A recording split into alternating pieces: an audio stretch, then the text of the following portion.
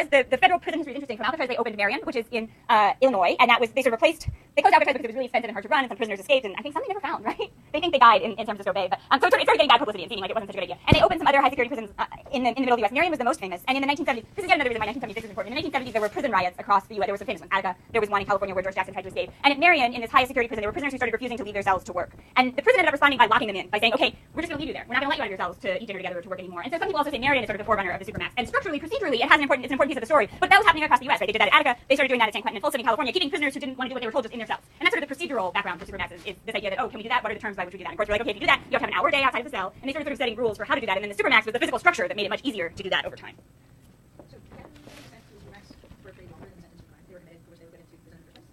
Not unless they commit something that's a crime outside of the prison code while they're in the Supermax. But that can happen, right? So if a prisoner attacks a guard while he's in the Supermax, he's going to be charged with a new crime, right? So, and this is interesting, you open a Supermax and you start having these kinds of problems, and you get Del Norte County ended up having way more the public defender and the prosecutor in that county ended up having way more legal cases to deal with after the prison opened in 1989, because there were all these fights between prisoners and guards and all these people charging them with new criminal sentences. So that's the only way you could stay there longer, is if you committed something in prison that the prison then decided to take to the DA and say, okay, that's a new crime, and you got found guilty of it.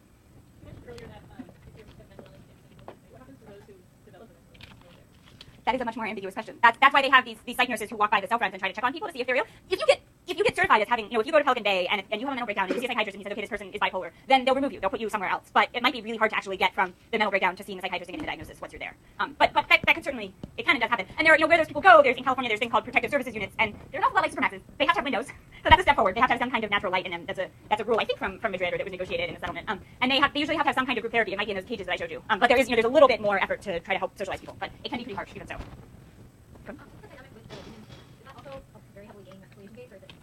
I always forget, there's so few women. So California has a Supermax unit for women at, I think it's at Valley State, which is one. According to their prison, okay. Oh, right, at CIW. I see mixed numbers. It's between 12 and 20 women in isolation, long-term isolation in California. I've only ever talked to one woman who was in one of those units, and she was there for organizing in prison. So she was told to do a job that she thought was really unhygienic and wanted gloves, and the officers refused to give her gloves, and she convinced everyone to stop working, and then she was sent to the Supermax for 6 months. That's my anecdotal story. that's the only woman I've ever met who spent time in isolation. And the only high-profile news stories have actually been about female prisoners who people think of as political prisoners, so people who were involved in activism in the 60s and were put in isolation in the federal system for extended periods. Presumably, I don't think, my understanding is that gangs aren't as much of a problem in the women's prison, and so presumably it's more sort of, you broke a rule, you're sent there for a fixed period of time. I don't know, you see these indefinite long sentences. I don't know of women who spent 10 or 15 years in isolation, but it's possible. It's, again, there's not good data on it. But, I told you California has more people in Supermaxes than most other states. So in a state with so many people in prison, they still only have a very small handful of women. So I think a lot of states wouldn't even have a mechanism for putting women in long-term isolation. So it's pretty rare, which is why I sometimes forget to talk about it, even though obviously it's very important and it does happen to women sometimes. I did want to talk about, time is flying. I did want to talk a little about how Supermaxes fit together with mass incarceration, maybe foreshadowing what it sounds like you're going to hear about in the next few lectures. But everyone talks about mass incarceration, especially in California. What are some of what do you think of as causes of mass incarceration? Drug war. Okay, great. Others? Three strikes, sentencing changes, right? Gang injunctions, gang and race issues, sort of writ large, yeah? Others? There's so many. You'll keep thinking about them. We'll be sort of feeding. Okay, nice. All right. So sometimes people talk about economics, right? So are there rural places where industries or factories have closed and those places need jobs and so they're expected to have physical prisons built there?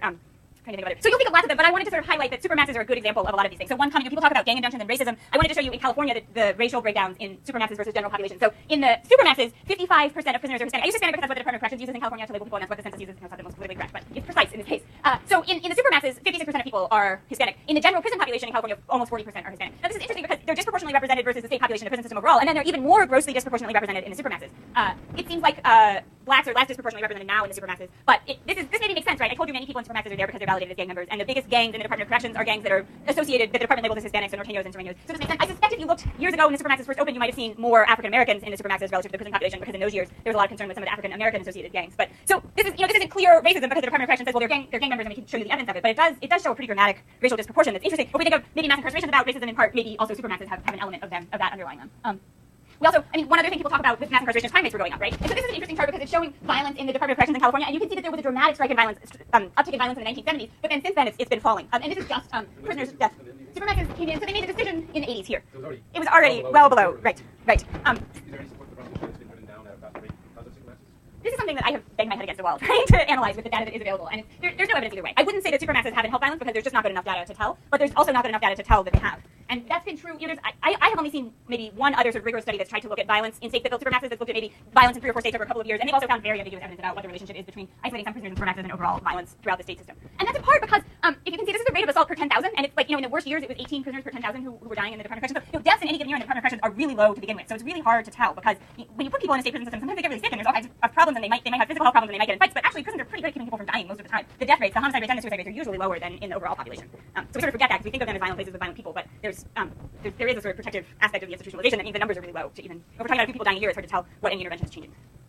What about the correctional officers? Certainly California lots of people think that correctional officers and their very powerful union help drive mass incarceration more generally.